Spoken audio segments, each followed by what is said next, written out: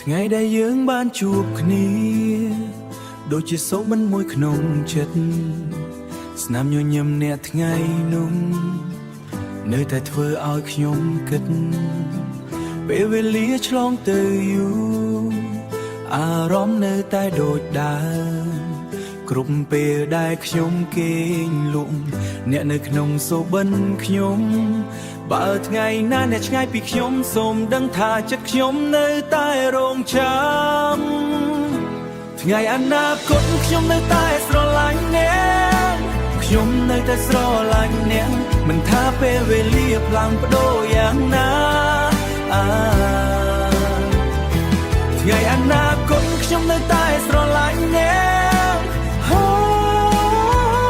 ទូយកថ្ងៃកន្លន់ឡងទៅប៉ុន្មានឆ្នាំស្នេហាខ្ញុំនឹងនៅជាមួយអ្នករហូតដល់ថ្ងៃចុងក្រោយផ្លូវដែលយើងធ្លាប់ដើរនៅតែមានស្នាមអនុស្សាវរីយ៍សំឡេងអ្នកដែលធ្លាប់ហៅ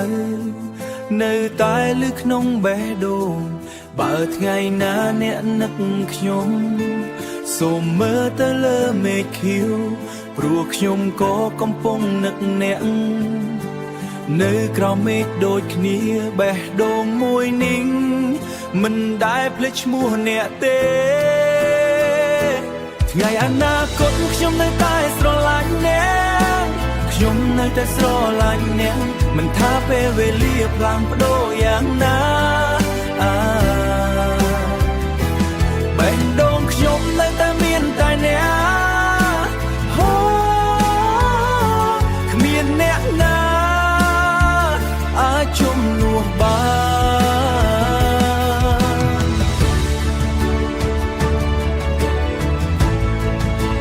បើថ្ងៃណាអ្នកសោកសៅសូមចាំថាខ្ញុំនៅទីនេះស្នេហាដែលខ្ញុំមាននឹងមិនបាត់ទៅណា